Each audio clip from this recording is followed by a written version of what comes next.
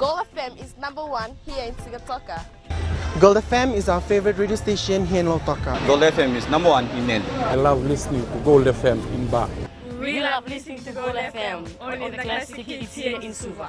Hear about butter cola, you immediately think of gold. I'm Josephine Sabi and I love hearing Gold FM.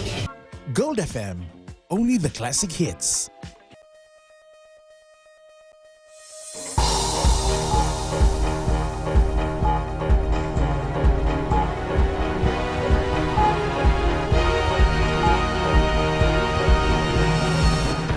In this bulletin, ballot paper will remain as stated in electoral decree, says Supervisor of Elections.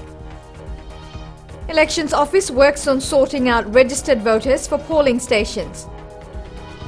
An increase in child abandonment cases in Fiji.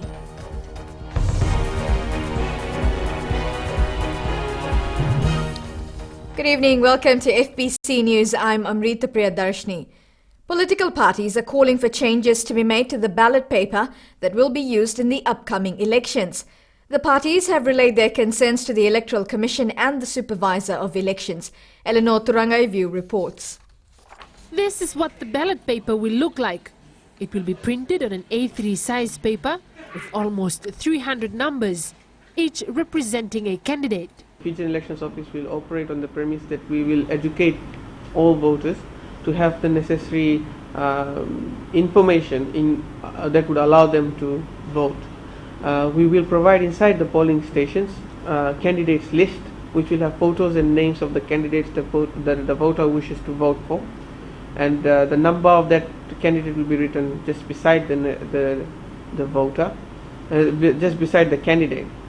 In terms of finding that number, we are not forcing a voter to vote quickly. You have the time to vote, and you can take your time to find the number of the candidate you're looking for and vote for that person. Political parties say this ballot paper will confuse voters and are calling for changes to be made. We're very concerned about the ballot papers carrying no names but the numbers. You know, the numbers. We want to be able to simplify. We need to simplify the elections, the ballot paper for our people, particularly at grassroots, not so well educated. I think we owe it to them. The quest is to make voting as simple as possible in as far as our voters are concerned. At the end of the day, it is them that is the priority. With numbers only, it is going to be a nightmare for our voters. The voters will either put a circle, put an X or put a tick in the number of the candidate. But whilst there, he's just confronted with a number on the card. And to us that is a very, very unfair process for the voters. The ballot paper as it is under the decree will not have the names, party symbols or any other matter, any other information except for the number itself. On the other hand, the ballot paper will have security features which will make it difficult for anyone to duplicate, and it should be ready by the 1st of September. Mohammed Sanim says the ballot paper will remain as it is, as stated under the electoral decree. In terms of the 2014 general elections, the Fijian Elections Office will maintain the ballot paper as it is prescribed in the electoral decree, as we are mandated to do so. If there is any change to the ballot paper, the Elections Office will implement that. The national candidates list will be prepared after the Fiji Elections Office does a draw for the candidates running for elections and assign numbers to them. That is the number the candidate will have on the ballot paper, which voters will either tick, circle or cross. Eleanor Turangaivu, FBC News. The Elections Office is now sorting out registered voters to enable them to vote at their nearest polling station on September 17th. Supervisor of Elections Mohammed Sanim says this exercise will begin in the rural areas before moving into towns and cities. Eleanor Turangaivu reports. Around 40 officials will soon travel through the country to brief the public on how to cast their votes. We will go and show them what is the possible documents they might be looking at on election day. We plan to draw up a sample ballot paper, working with the total number of parties we have and adding an additional approximate of the candidates that will be independent, and we will release that so that all Fijians are able to have a look at what the ballot paper will look like. the size of the ballot paper is important, and including the national candidates list. The national candidates list is the document that will be available to each Fijian as they go to vote, and that is important because voters need to familiarize themselves with what they can expect inside a polling station. Sanim says from now until June, work will be done to sort out voters as per their respective polling stations. At the time of registration, several voters would have registered their addresses as the workplace address. However, the 17th of September being a public holiday, voters will need to now come and amend their addresses so that they're listed nearest to their residential address in the polling station. For those in hospitals and correctional facilities, they will cast their votes separately. If a person has been in the hospital prior to the election day and it is known that they will be in the hospital on that day because of their known sickness, they will be allowed to cast either a postal vote or a pre-poll. That will be by application, and those forms will be released to all Fijians to apply for. Sanim adds they will see to the setup of more polling stations on elections day to enable everyone to vote. Each polling station will have a minimum of 3 voting screens. So at one point in time, 3 people can vote. Inside a polling station, there will be 1 presiding officer, 1 assistant presiding officer, and 4 polling assistants. There can be more or less of polling assistants, but ideally that's the number of people that will be there. Voting starts from 6 in the morning and ends at 7 p.m. There will be a national results tally available at polling stations to keep the public informed of the election results. The final results will then be submitted by the Supervisor of Elections to the Electoral Commission for the allocation of seats. Eleanor Turangaiwiu, FBC News. The Social Welfare Ministry has revealed there's an increasing number of child abandonment cases in Fiji. While the government is trying its best to accommodate these children in the residential homes, parents are also being urged to take more responsibility. Sharon Lata reports. Around 145 children are currently in the care of residential homes in Fiji. The majority of them have been neglected by their own family members. Either they have been abandoned, there is a lack of care and protection, parents are seen as unfit and unable to provide for them. So, most of these kids, for example, a lot of children that are in the homes are abandoned. More than 10 children have been taken for foster care and adoption. Rupeni Fatiaki says some of these children were as young as 1 or 2 days old when they were left in hospitals. Success story is that baby that was abandoned in the hospital. There was a couple, they came all the way from Sweden. Wanting to adopt. They stayed here in Fiji and they processed the documents, and I think last month the adoption order was issued by the court and they were able to take the child back with them to Sweden. The ministry has its own protocols when giving a child for adoption, and follow-ups are done with the foster parents on how the child is adapting to the new environment. Family network should be strong and take responsibility because these children are innocent and they have come into this world. They won't know the difficulties, but now that they are born, we as adults in the family must be sort of responsible. There are 9 residential homes in Fiji with full-time supervision and care provided by professional caregivers. Sharin Lata, FBC News. The Pacific ACP meeting ended in Suva this afternoon, with officials mapping a way forward for those who will be in Brussels later this month to negotiate for the Pacific region in terms of trading. Fiji's Attorney General and meeting chairman Ayaz Sayed Qayyum says this is important as officials work to ensure that the Pacific region is able to trade on a level platform that they benefit from. Sayed Qayyum says there is still a long way to go. Some of the issues, of course, that were discussed over the past 2 days was an update, of course, on the EPA negotiations. As you know, negotiations have been going on between our officials and indeed through the Forum Secretariat. The regional negotiating machinery and the format of the negotiations, the fisheries issues in the EPA negotiations, the key contentious issues, the market access offers, the development cooperation, aid for trade in the Pacific region, and of course, given all of that, the way forward regarding the negotiations now. A delegation from the Fijian government will also be part of the meeting in Brussels.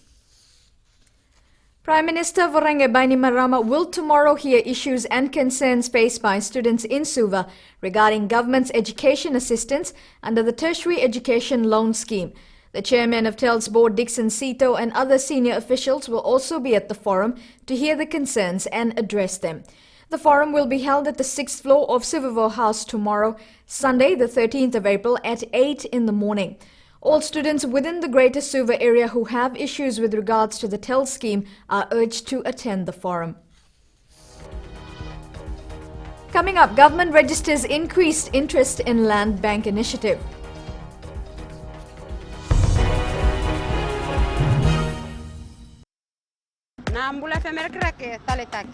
Gonga elambasa Mbula FM number 2 na sere. Ndo talita kana borong na Mbula FM number 2 na sere su. Au wetu tu garaki au rebot tu nistima au ndo talita kana borong na Mbula.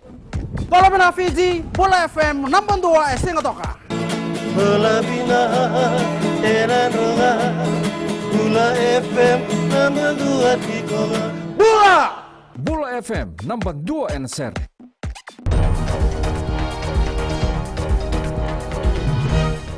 Welcome back here with FBC News. A total of $4.6 million has been paid to indigenous landowners who have deposited their land in the land bank. This amount is the total figure cashed in by the leasee since the establishment of the land bank in 2011, with the latest payments made last month. Mika Longo reports while there is increasing interest from landowning units, there is a concern on the redress mechanism for those who voluntarily give their land. The functions of the land bank established under the Land Use Decree of 2010 is somewhat the same as that of the Itoke Land Trust Board. Legally speaking, it's also right for the land bank to be the custodian of native land where landowners have decided to deposit their land in the land bank. The objective of the land bank is to see to the better utilization of indigenous land lying idle. David Tambosiwanga says once landowners agree to deposit their land in the land bank, it means the government becomes the custodian or administrator of the particular native land. When the landowners, meaning the Matangali, decides to do so, and their right to decide on a property that they own.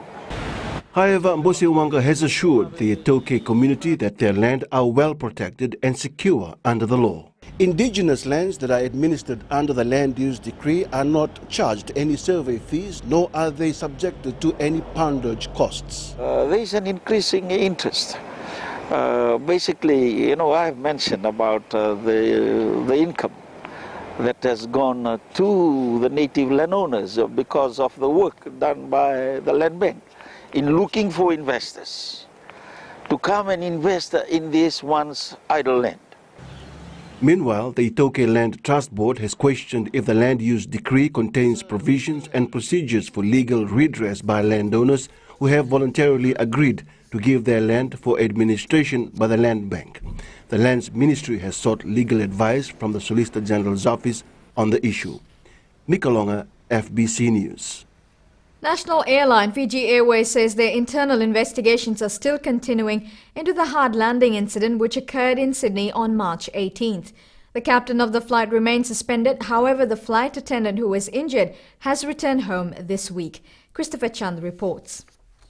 Fiji Airways has confirmed the brand new Airbus, which only arrived 5 months ago, is being extensively repaired at its hangar.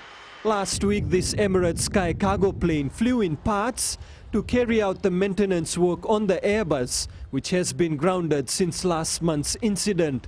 Fiji Airways CEO Stefan Pichler says they can confirm that the tail of the aircraft was removed for logistical purposes to allow the aircraft to move further into the hangar. Pichler says as work is still in progress, they are not able to give an overview of the repairs being done to the aircraft. He says the damaged Airbus is expected to return to service later this month. Pishla does not wish to reveal the cost of damage and the financial strain it has caused to its flight schedules. In the time being, Fiji Airways faces numerous flight delays. Aviation regulator, the Civil Aviation Authority of Fiji, says their team is being regularly updated by the airline on the progress of the repair works. KF CEO Netava Wanga says they place high priority on safety. Wanga says Airbus and Fiji Airways will not allow the aircraft to return to service until they're satisfied that it is safe to do so. The airline says they're still conducting internal investigations almost a month after the plane made a hard landing at Sydney Airport.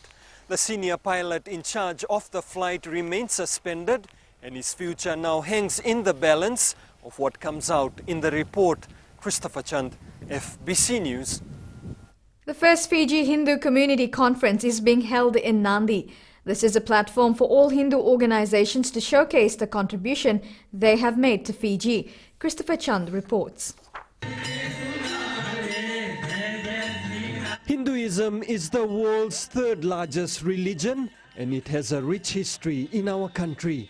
Fiji has experienced Hindu Dharma since late 19th century, when the Indian indentured laborers arrived here on 14th of May 1879 from eastern, northern and southern parts of India under the British indenture system to work on the sugar plantations in Fiji. It is estimated that Hindus make up close to 28% of Fiji's population, but their faith has come a long way. It has not always been plain sailing for Hindus in this country. They have at times suffered some turbulence in their lives as well. The events of 1987 and 2000 have been distressing for Hindus. There had been restrictions on worship and gatherings in the past, and there had been calls to remove Deepavali as a public holiday.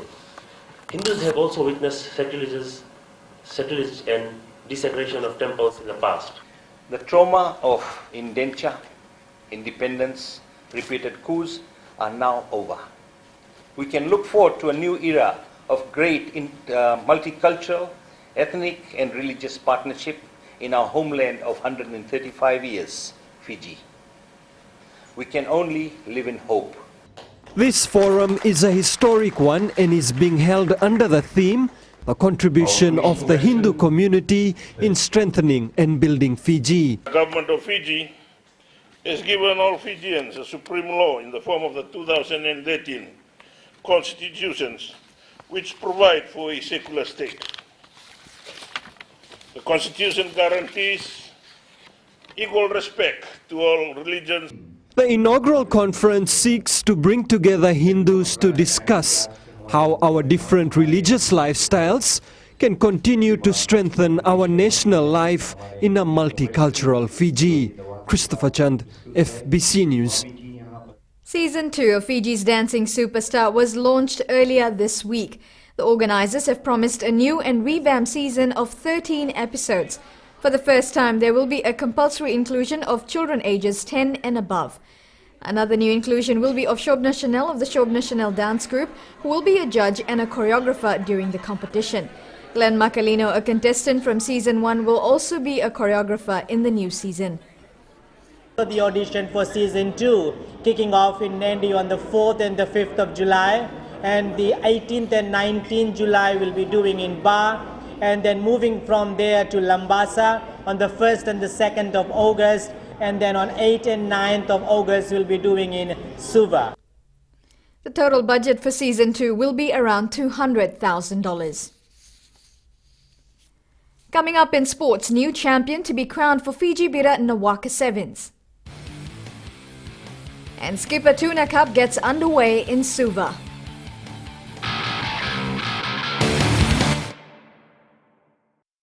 Ito singa to kundo talita na warong na Radio Fijuan na station yal mutua. Ako na poro ko na talita. Mandaw talita gini na warong Radio Fijuan. Kitongo isu kundo talita na warong na Radio Fijuan station yal mutua. Kito talita ka na Radio Fijuan. Na Radio Fijuan endo talita kita nga Sintoka. Station ni Matino Pinatia na Radio Fijuan. Kukuhan kayang Na Radio Fijuan nandumoy bitin na bonga ni BNN.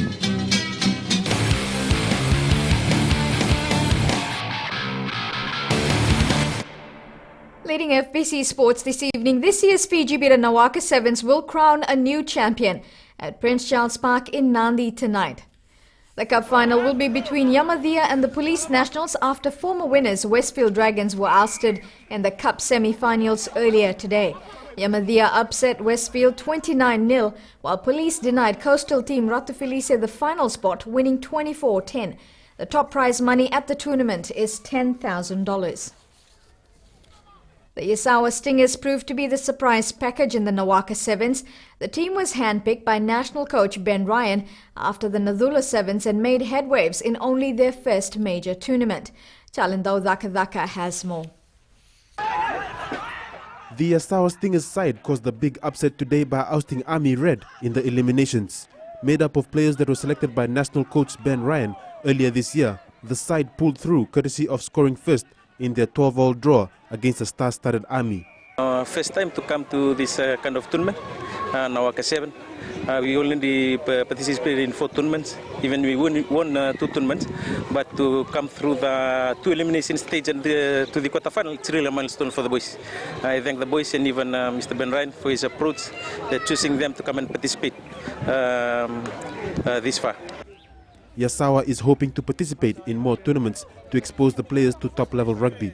Well, for all the teams, I know that one of the major challenges are financial, but we are so thankful to all the resort in the south for supporting the teams. We'll acknowledge them because without the financial assistance, I think the boys would have reached this far. A bright future lies ahead for the team from the Yasawa group if it can maintain and improve on its performance from the 2-day competition. Chalendo Dhaka, FBC Sports. Still with rugby, the 2014 Skipper Cup got underway around the country today. Silver proved to be too strong for Northland at the ANZ Stadium to win 31-19. First to grab a win this season, though, was Tailevu on Friday night. Also emerging victorious today was Neita Siri, Nandronga, Ovalau and Namosi.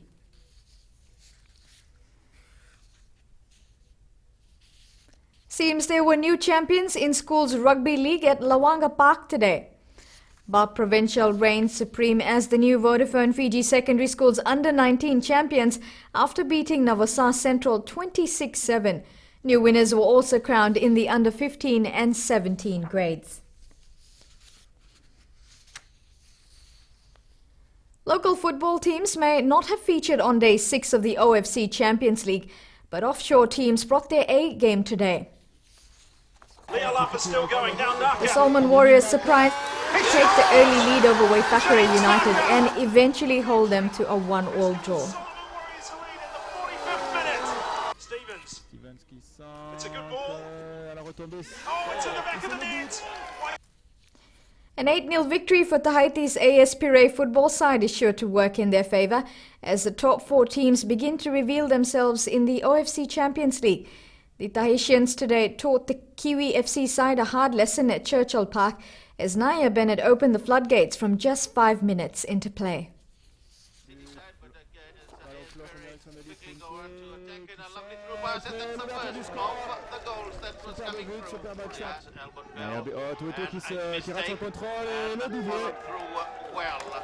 Ça va plonger du côté de l'Aspiré. C'est lent, sur Pérez, Naya Bennett, sur les Funkwe, ça revient sur Vailleroa, et un palier de retour. Funkwe qui s'élance et qui transforme. Les Funkwe qui a joliment donné par Bennett, et le 6e but. And it's a good one. He read it well. I mean, you look at that goal. That's an excellent goal. And Parker with a lovely through pass and back again there. Bennett gets his 4th and the 8th for the AS Perez side. Yeah, well, our team was really frustrated in the first half. And then, so we do a lot of mistakes. But it's not an excuse, but we'll come back for our last game. Earlier this week, AS Pire recorded their first win after beating the Solomon Warriors by 2-1. Local football fans, mark down June in your calendars because that's when the Vodafone Fiji Fact is set to take place. Although bowing out of the OFC Champions League this week, current Fiji Fact holders Nandi can now shift their attention towards defending their title this year. Fiji Football Association officials have confirmed the tournament will be held at Ratudakambau Park in Nosori from June 20th to 22nd. The semi-finals will follow a week later. Fiji factors one of 3 major local tournaments. Meanwhile, later this year, Nandi's Prince Charles Park will host the Ink Mobile Battle of the Giants, and the Courts Inter-District Championship will be held at the ANZ Stadium.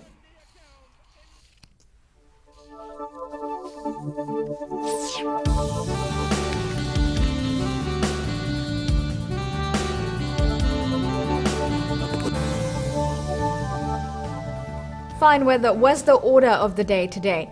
All centres around the country had beautiful fine weather from the morning till this afternoon. Bai and Lambasa recorded the highest temperatures of the day, hitting 33 degrees. Savu had the lowest temperature, recording 30 degrees. Tomorrow, Nandi, Lotoka, Ba and Lambasa can expect fine weather throughout the day. Suva and Savu can expect some showers by the afternoon. Now, the further outlook, fine apart from brief showers over the interior and eastern parts of the larger islands. The headlines once again. Ballot paper will remain as stated in electoral decree, says Supervisor of Elections. Elections Office works on sorting out registered voters for polling stations. An increase in child abandonment cases in Fiji. This week's poll question. We ask, should there be price control on the rental of residential properties? Visit our FBC website to take part. Remember, you can send us newsworthy pictures and videos on email citizenseyes@fbc.com.fj or share it with us via our Facebook page FBC News. Or if you're on Twitter, follow and tweet us your news tips at FBC News or simply hashtag FBC News. That's FBC News tonight. I'll be back tomorrow. Good night.